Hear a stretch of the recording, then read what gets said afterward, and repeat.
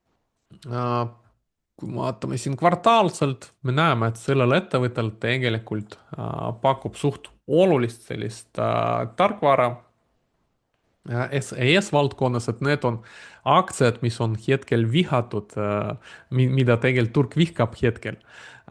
Ja sõltumata selle, et tulemus oli hea, me näeme, et siin kvartaalselt käibe iga kvartal kasvab, firma on juba kasumlik, aktsia hind reageeris langusega -18%, seda lisaks sellele langusele, mis on siin vahepeal olnud, et aktsia hind oli siin $250 juures ja hetkel saab $190 ja me näeme, et fundamentaalselt firmal pole midagi halvaks läinud, et TTMK me näeme, käibe ilusti kasvab, kasum kasvab, gross margin 76, tulevane 12,6, P ratio 54, tulevane juba 18 ja seda siis 22% käibekasvuga. Guru Fox evaluatsiooni järgi see on oluliselt allahinnatud hetkel. Ja firma ise ka arvab, et nad on allahinnatud, et seesama CEO ostis näiteks firma aktsiaid ja firma hakkas aktsiate tagasiostu tegema. Ja hetkel fundamentaalselt siin ei ole üldse mingit probleemi näha, mistõttu peaks siin aktsia hind nii palju langema. Et ta oli küll siin 2025 ülehinnatud, sellest siin korrektsioon algas, aga tundub, et ta läks nüüd siin üle võimendatuks. Et viimati nii odav see aktsia oli 2023, et hetkel isegi saab sama hinnaga nagu 2023, aga kui me vaatame, mis käibe kasum oli 2023 ja mis see on hetkel on, me näeme, et oluliselt juba olukord paranes, aga aktsia saab endiselt sama hinnaga. nii et see tundub olevat siin suht hea deal. Ma ise pensiooni investeerimiskonto kaudu pikema vaatega olen sinna just nendel hinnatasemel investeerinudki.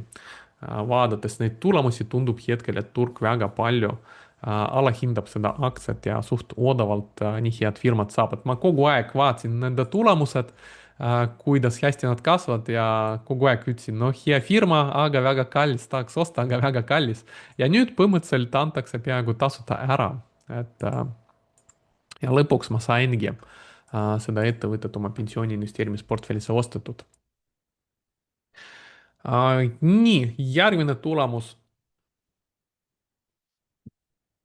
Meil tuleb ISRG, Intuitive Surgical, ka unikaalne firma maailmas, mis toodab selliseid nagu roboteid, mis teevad operatsioone. Need tulemused olid parem kui analüütikud ootasid, kasum 38% parem kui analüütikud ootused, $2.50, käibe kasvas 23%, jõudes 2,77 miljardini. Me näeme põhimõtteliselt ka iga kvartal praktiliselt käibe kasvab, kasum kasvab, trailing 12 months, ilus sujuv kasv käibes kasumis, gross margin 66, profit 28. Et põhimõtteliselt väga ilus äri, väga ilusti kasvab, näevad endiselt selleks aastaks head marginaali, 67-68%, protseduuride arv endiselt näevad, mis nende Da Vinci on siis nende robotite nimed, et nendega endiselt tehakse rohkem protseduure. Kui ma õigesti saan aru, et siis nad saavad raha mitte ainult nende seadmete müügiga, vaid ka, kui nendega tehakse ka protseduuri, ehk selline SAS mudel ka, millega neil siis ilusti tulevikus rahavood ka kasvavad. No kuna firma on selline unikaalne, siis valuatsioon temal on ka kõrgem seetõttu, et P-ratio 55, forward 38, samas Gurufoxi valuatsiooni järgi see on veidi alahinnatud isegi ja aktsia ka muutus siin ülehinnatuks ja seetõttu siin viimast paar aastat ta on siin suht külgsuunas, on kaubelnud ja tulemustele reageeris küll positiivselt 7%, aga siis hakkas nad langema peale seda veel. et võib-olla muutub siin veel natukene rohkem alahinnatuks, enne kui tuleb järgmine tõusulaine, aga juba väga huvitav äri, väga huvitav firma, ja korrektsiooniga kindlasti tasub selliseid nagu ärisid jälgida ja võivad olla head pikas perspektiivis investeerimisidee, et siin veel ka mõned graafikud Intuitive Surgicali kohta, et kõigepealt bilanss, me näeme, bilanss on põhimõtteliselt võlga ei ole, punaseid tulpasid üldse ei ole, ainult cash. ja natukene eelmises kvartalis siin kulutasid, me näeme, aktsiate tagasiostud tegid. Siin viimastes 3 kvartalis 2 kvartalit tegid aktsiate tagasioste. Ja siin on huvitav graafik, mis näitab meile valuatsioonid, et roheline on price to sales, oranž on price to earnings ratio ja sinine on siis hind ja me näeme, et kuidas siin nagu tsüklidega aktsia hind tõuseb kiiremini kui fundamentaalid, price to earnings, price to sales lähevad kõrgemale, siis korrigeeruvad. Lähevad kõrgemale, korrigeeruvad ja nüüd ka vahepeal price to earnings, price to sales läksid kõrgemale ja nüüd korrigeeruvad. Ja ma panin siia juurde ka sellist nagu kasvugraafikut, et kuidas see on põhimõtteliselt, siin on peaaegu nagu ideaalne näide Intuitive Surgicali poolt, aga see põhimõtteliselt kehtib ka kõikide börsil kaubeldavate firmade kohta.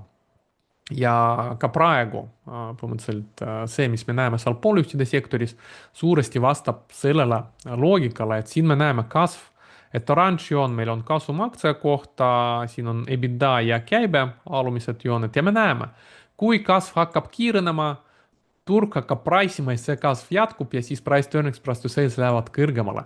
Kasv aeglustub, turg hindab üle tulevikupotentsiaali ja siis price to earnings, price to sales langevad. Ja siin uuesti kasum, käibe hakkavad kasvama, uuesti ootused lähevad kõrgemale.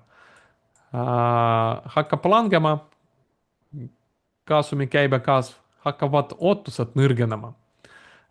Ja siin hetkel tegelikult me näeme, et pole palju isegi hakanud kasvunumbrid langema, aga price to earnings, price to sales läksid madalamale. Et tegelikult siin võib olla ka üsna hea vihje, et siis kui siit langust ei tule kasvunumbrites, vaid nad jäävad samal tasemel, hakkavad tõesti kasvama, siis siin mitte ainult fundamentaali kasvuga aktsia hinnal on tõusupotentsiaali, vaid ka sellega, et need PE ratio, price to earnings, price to sales ratio'd hakkavad ka uuesti kasvama.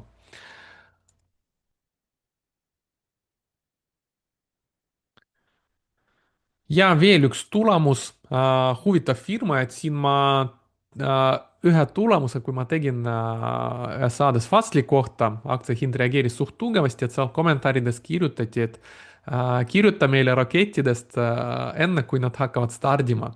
Et siis ma kirjutasin raketist, kui ta stardis, kuigi peale seda mu saadet ta on tõusnud veel 100%, et raketi hoiatus oli üsna õige.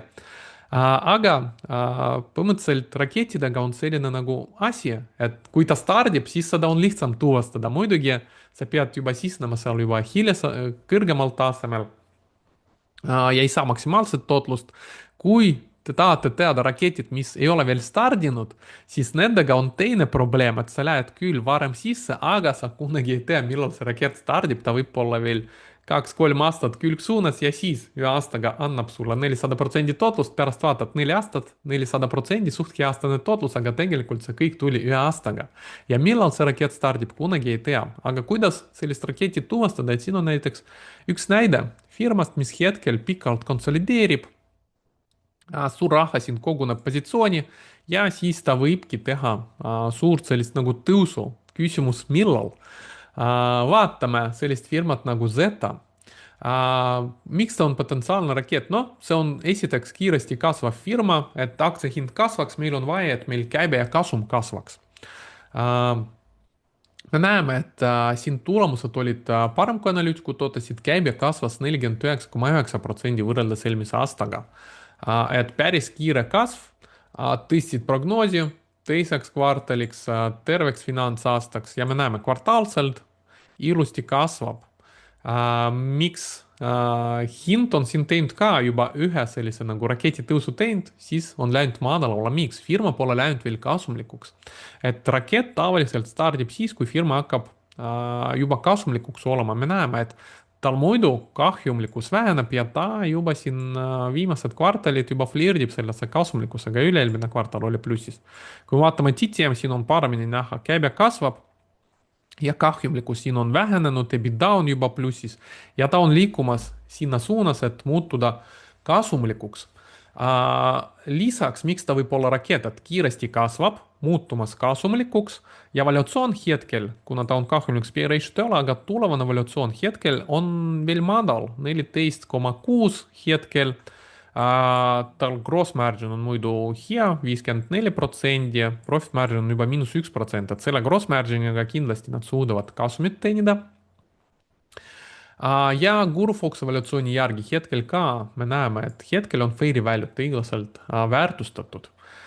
Ja mida teevad institutsionaalsed investorid, me näeme, institutsionaalsed investorid pidevalt, see roheline joon, akumuleerivad hetkel seda positsiooni, et niikaua, kuni ta on siin külgsuunas, tegelikult suur raha juba vaikselt seda akumuleerib, et nad näevad, et see firma jätkab tõusu, muutub kasumlikuks ja siis mingi hetk, kui nad on piisavalt aktsiaid kogunud, vajalikul tasemel lastakse hinna nii-öelda nagu lahti ja siis hind hakkabki seda raketti tegema.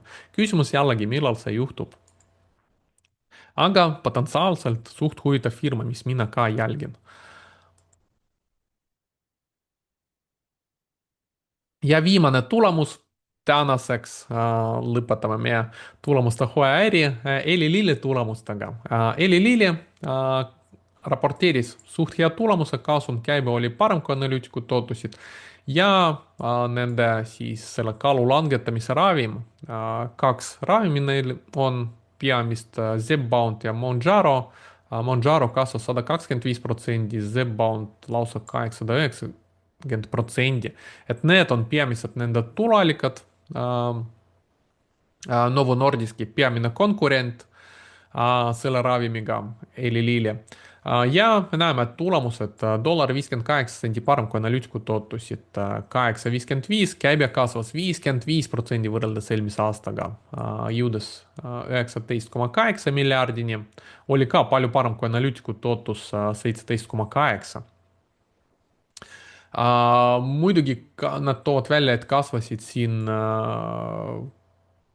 ka muud valdkonnad ka suht tugevasti, 160% tõstsid prognoosi ka järgmiseks kvartaliks ja terveks finantsaastaks. Ja me näeme kvartaalselt, ilusti käibe kasvab, väga hea kasumlikkus ja TTM väga ilusti kasvab ka käibe, kasum, gross margin 82, profit 35, väga hea kasumlikkus ja P-ratio 35 ja tulumine 22. Käibe kasvas 55%. Et sellise nagu näitajatega tegelikult suht hea valuatsioon hetkel, ka siin Gurufoxi järgi veidi allahinnatud, et peale tulemust muidu aktsiahind juba reageeris tõusuga 10%. Aga siin võib vaadata ka seda tegelikult huvitava investeerimisideena hetkel. Ja lisaks siin on ka see Petrovski F-score, mis me täna Apple'i puhul vaatasime. Siin ka on suht lähedal ideaalile 8-9, et siin on ainult üks komponent on puudu. Aga tegelikult räägib ka meile tegemist väga kvaliteetse aktsiaga, mis on hetkel, lisaks me näeme väga hea hinnaga. Nii et Eli Lilly on ka üsna huvitav investeerimisidee hetkel turul ka. Nii, see on kõik tulemustega ja siin veel lõpetuseks veel väike reklaam, et meil siin mai lõpus, 25-27 mai, tuleb järgmine aktsiakauplemise meistriklass koolitus, mis me teeme koostöös Äripäeva Akadeemiaga ja mis toimub Äripäeva majas. Et selline 3-päevane kauplemise koolitus, kus ma räägin kuidas üles ehitada pikas perspektiivis kasumlikku kauplemissüsteemi, et mis ehitusblokid selle jaoks vaja, mis protsessid kauplejatel on, et räägin enda näitel, et just näitan enda süsteemi, kuidas mul on see üles ehitatud, miks see on nii üles ehitatud, räägin ka ja annan siis seal sellist nagu juhtnöörid selleks, et saaks igaüks oma jaoks kasumlikku kauplemissüsteemi üles ehitada. Ja koolitus saab tavaliselt väga head tagasisidet ja väga kasulik paljude kauplejate jaoks. Ning kui teil on huvi kauplemise vastu, tahaksite seda edasi arendada, siis see koolitus võib olla huvitav teie jaoks. Ja minu poolt siis kõik. Soovin teile edukat nädalavahetust, et see video tuleb mul nüüd siin reedel. Ja nautige siis head ilmad ja kõike head.